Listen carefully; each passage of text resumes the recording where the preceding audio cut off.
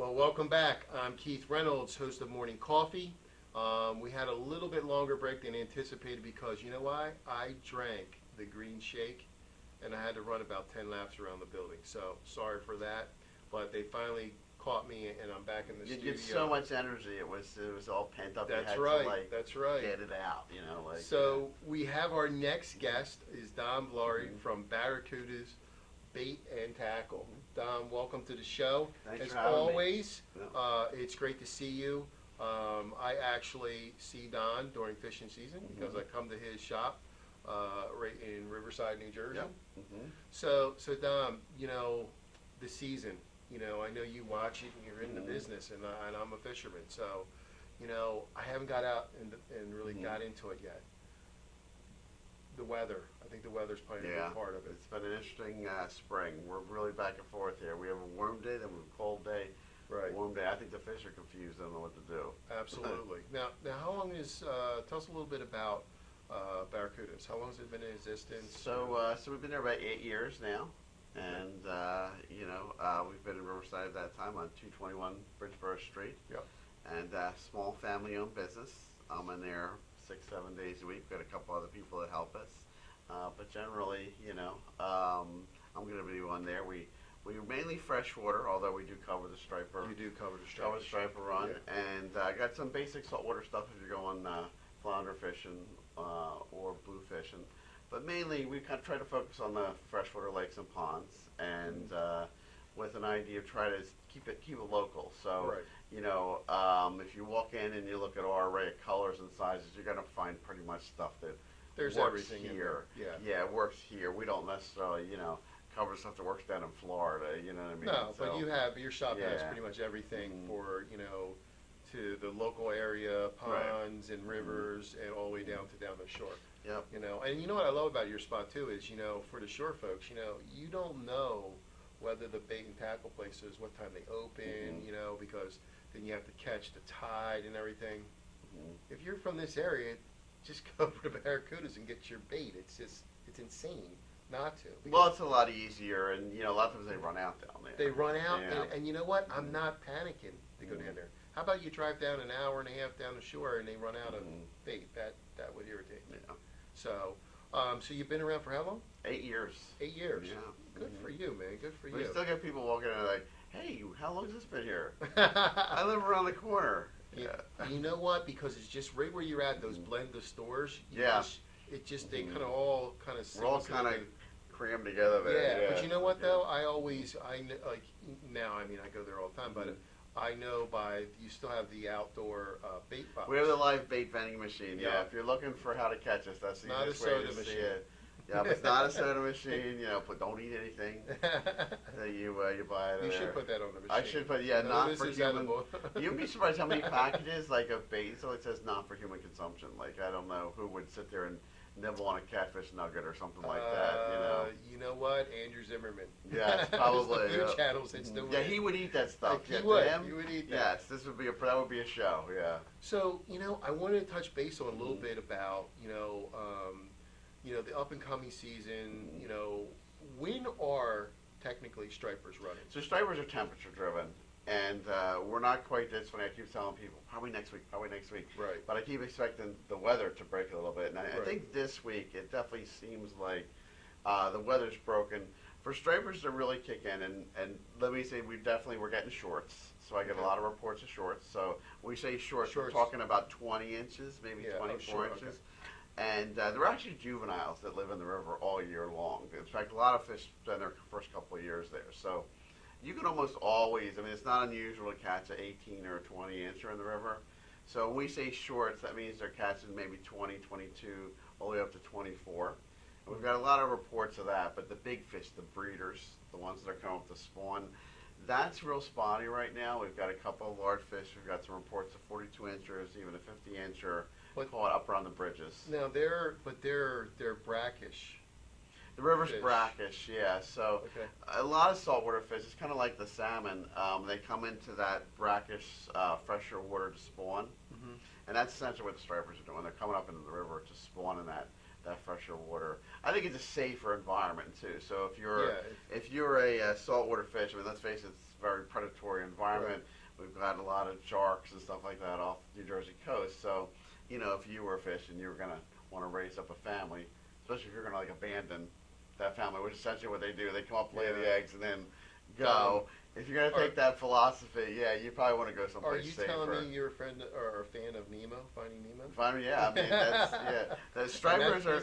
Oh yeah, and stripers, yeah, they're not like their parenting skills. They're not known for their parenting skills. And I got to say this: isn't it ironic that the fish that killed Nemo's mom was a barracuda? Yes, it was. Whoa. That's just bad press for us. I'm sorry, man. I'm sorry.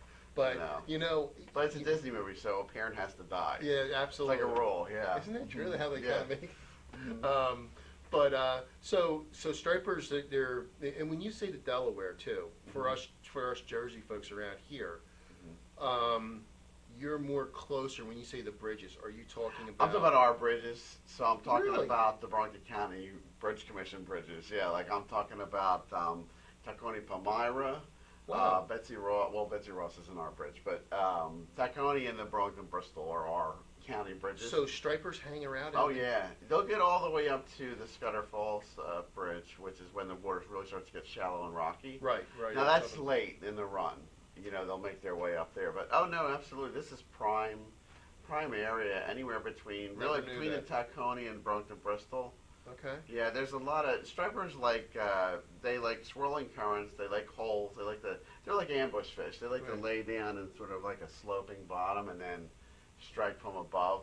So we have a lot of places right in here with the way where the Rancocas comes in and stuff like that, where we've got like those currents and there's eddies. Burlington Island is another good example where, you know, the way the island runs you know, it channels that current. And, you know, a lot of guys fish, we call them fishing the rail. When you hear people say that, that means they're fishing the railing by Burlington City. Right. And that's a great place to go because that water cuts behind that island and, man, it moves. It just starts, it picks up a lot of steam. Any of those islands all along the Delaware, I mean, some of them, the old refinery islands and stuff like that. Right. You get that water runs behind that island and it picks up a lot of steam and, you know, it's actually carved out some natural gullies and stuff like that, and they love that, yeah.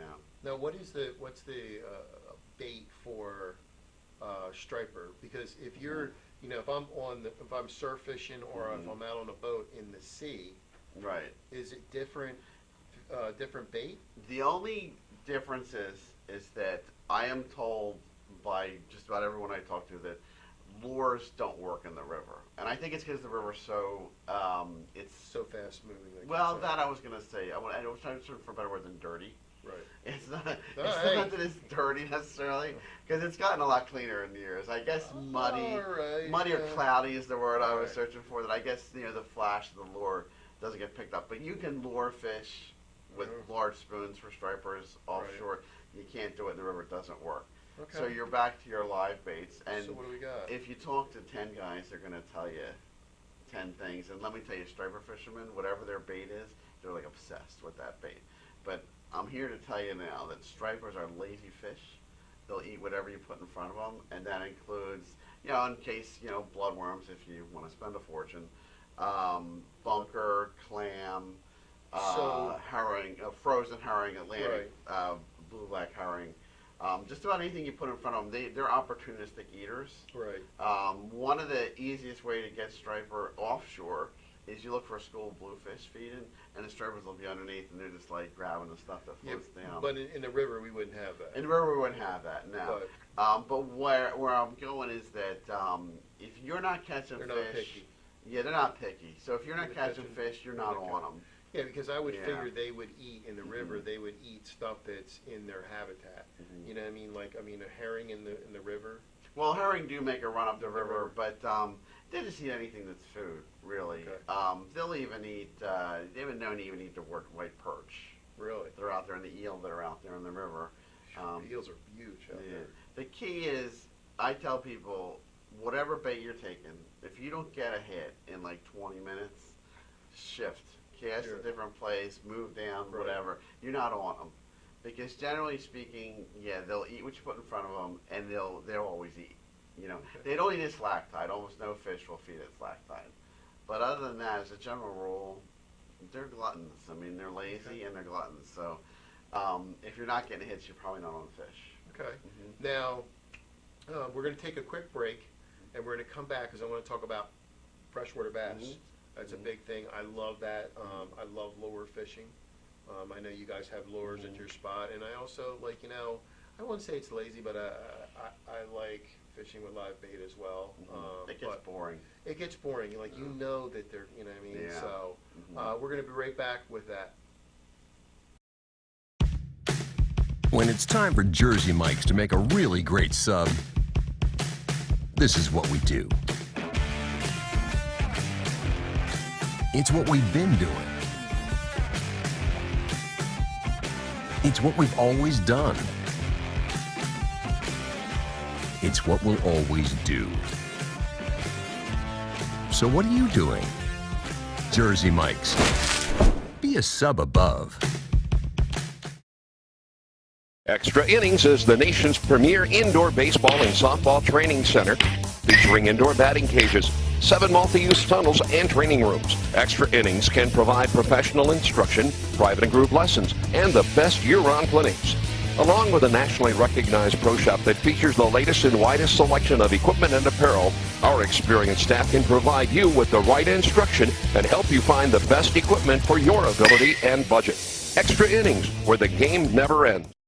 Today's show was brought to you by Alicia Kelly of White Horse RV Center in Williamstown, New Jersey. Alicia is your RV expert. Contact Alicia at alicia@whitehorserv.com or give her a call at 856-262-1717, extension 203. When you think of RV, think Alicia Kelly. Fishing supplies during the season. And we were just finishing up striper fishing, talking about some of the areas that if you're a New Jersey or Pennsylvania person along the rivers right now is a good time that you could probably hit some stripers instead of driving all the way down the shore.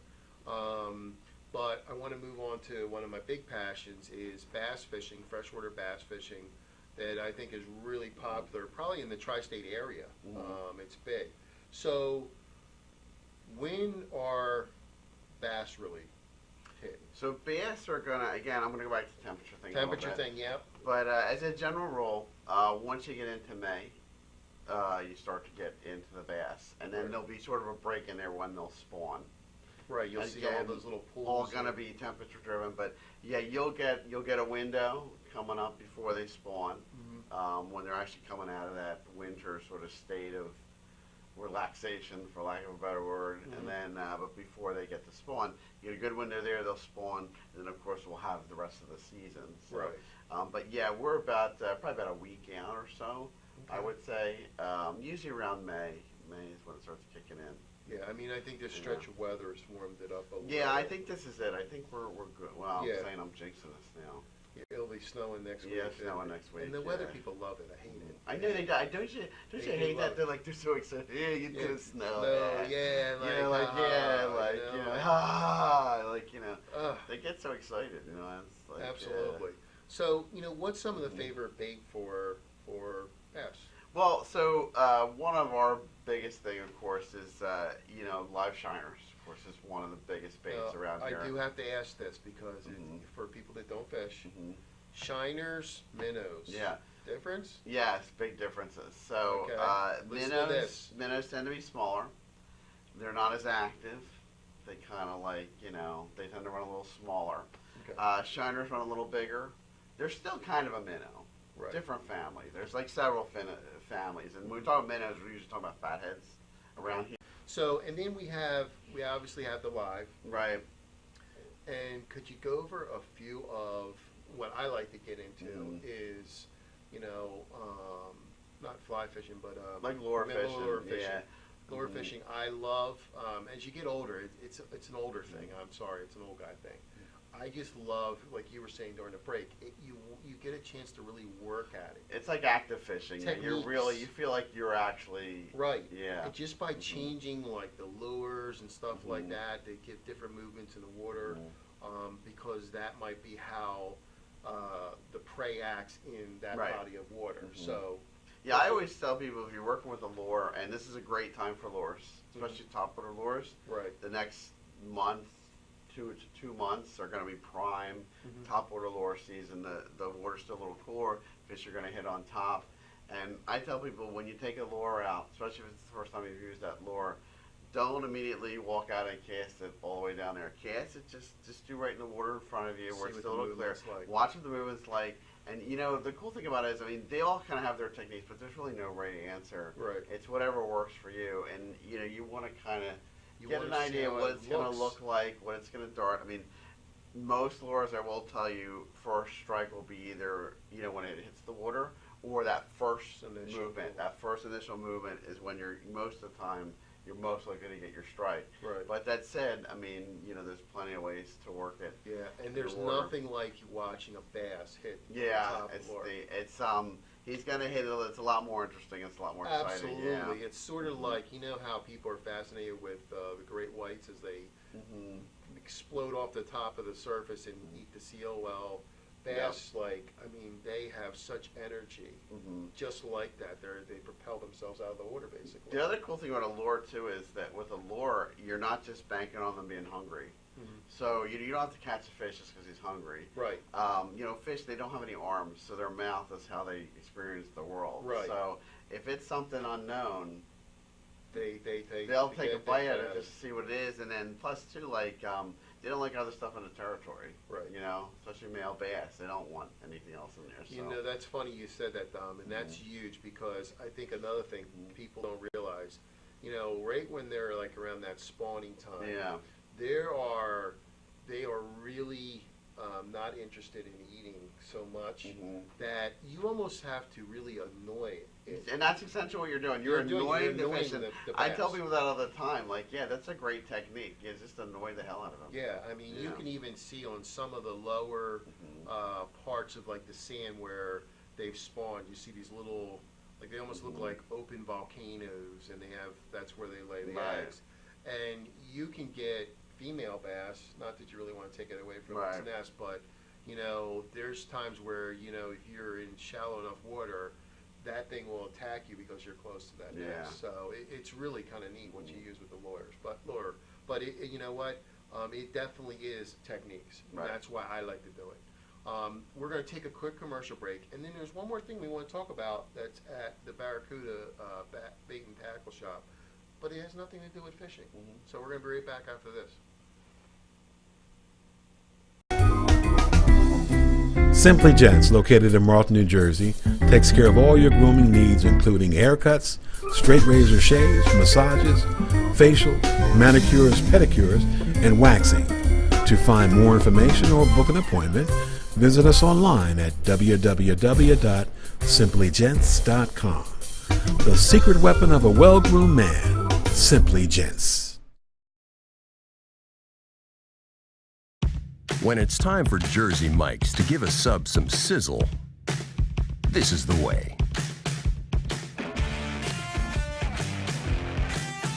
The way it's always been. The way it always should be. The way it always will be. Because that's just the way it's supposed to be. Jersey Mike's. Be a sub above. Today's show has been sponsored by Farmers Insurance in Voorhees, New Jersey. To protect your assets and the people you love, call Mike Skoranek, your local Farmers Insurance agent, at 856-336-2553. We are farmers. Bum, ba-dum, bum, bum, bum, bum. Well, welcome back. I'm Keith Reynolds, host of Morning Coffee. We've been talking fishing with our friend from Barracuda Bait and Tackle, Dom. And we're going to switch hats a little. We're going to take a fishing hat and put on a conductor's hat. That's right. And everybody's saying, "What the heck are you talking about?" Don, within the shop, but it's kind of split. Don is a train collector shop. Is that So safe we to have. say? Yeah, we have the shop is actually there's two halves of it. There's Two the halves bait of and it. tackle. So when the weather's nice, Yep. you can go fishing. But when the weather's a little rainy or whatever, we have model trains. Okay. So we got you covered whether it's sunny or hazy. Because Very cool. I don't blame guys. I talk about fair weather fishermen.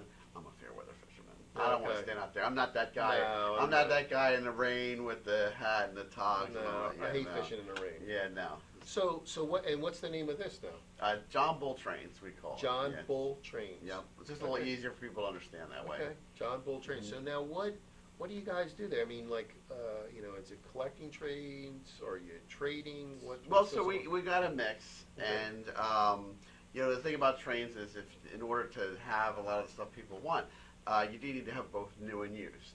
So we Okay. do have new stuff. We carry a lot of new Lionel trains. So if you're just getting started, we have starter sets and stuff like that. But if you're a collector, or you're just looking to do things a little more economically, we've got plenty of pre-owned stuff. So we do buy collections and stuff like that. Okay. And to give people kind of variety. And one of our goals is to keep the hobby affordable, because it Right. can get kind of expensive. We have mostly O scale, which are larger trains. Mhm. And the reason we do that is we like to say, little hands, big trains. Okay. So if you've got younger kids and you're trying to get them started, we follow a lot of the same philosophies we do with the fishing. We try to gear a lot of the fishing stuff to get kids interested. Same Right. thing with the trains. So we try to carry trains that would be likely to get the kids interested in it, and it's a nice hobby you can do with them. Okay. Yeah, I mean, because I remember when I was, and I don't know if this is considered a model train, but I remember my grandmother had a train that she hooked up in the back yard, and you'd sit in it, and she had these big metal tracks. I bet you, man, if I ever found where that thing was, Yeah, it didn't have a locomotive to it, but Mhm. I can't remember the mechanism that made it move around the track, but you actually, kids, They still do have plastic. They make them plastic now, but Yeah. yeah, they do still have some ride-on trains. You need a lot of room for them. But, yeah, you need a lot of room for them. But so how do you for as far as the model trains go? I mean, what's a good startup? Like what's affordable? Mhm. Pretty much can keep you intrigued and into it. Right. So we've got new starter sets, which give you everything in the box, which is kind of nice. Mhm. But the other thing we do is they're a little pricier. They run up to about $300. But if you want to get started for less, we have, like I said, we can set you up with a pre-owned. We can put a package together for you, and that can run you 125, 150. And the nice thing about that is that you get the pre-owned trains, but the track is a lot easier now. Right. In the old days, I mean, if those you had Lionel trains and stuff when you were kids, remember the old 3-rail things? Yep. You had to push them together, and they ate into your fingers and all that. Most of the manufacturers now have some brand of a snap-together track. Okay. And these tracks work great on rugs. They'll run on anything. They don't snap apart as easy. They keep They your work. electrical connection a lot easier. So what we would do is when anybody comes in, no matter what direction they're going, new or used, we always work it out so you get an oval of the new track, the snap together Now, track, and that makes it a lot simpler. How big is we'll say a normal Mhm. track? So if a parent's out there saying, Mhm. okay, I'm coming down there, Right. how much room? If you should want to it take? do O scale, you're going to need generally about the minimum would be about 39 inches, although 4 foot is better standard. What, 39 inches around? 4 foot wide, yeah, and Okay. then lengthwise. I mean, you could do a circle, which would be another 4 foot. But if you've got like 5 feet, that's a good, nice size. So Okay. like 4 by 5 or 4 by 6. Now, when people come to you for these trains, are they, these hobbyists, should they dedicate, I talk about space, should they dedicate a space? You actually don't have to anymore. Really? The new track, because it snaps apart, like our daughter, she's 3, and she has one, and we just snap it together when she wants to play with it. Okay. Yeah. So. You know what I mean? Because I think people that collect trains and stuff like that, they think of, You're probably gonna. Let me say this. You're probably gonna dedicate a space to it eventually. because you're gonna but get you into don't it. have to start out that way. Okay. Yeah, and you can do it on the floor. You can do it wherever you have room. Okay. Really. awesome. Mhm. Well, Dom, it was great having you on the show today. Look out at camera 3 and tell them where they can find Barracuda's Bait and Tackle. Okay. So we're at 221 Bridgeboro Street in downtown Riverside. If you're from the area, across from St. Pete's Church. As Keith mentioned, the easiest way to spot us when you're coming down the road, because it does come out quick, is the live bait machine out front. And That's right. It's fluorescent green and And utilize it easy too. to- It's easy. And don't eat anything out of there. All right. Yeah. Well, thanks again for All right, coming well, on. thanks for having me. We're going to be right back with our next guest on Morning Coffee right after this break.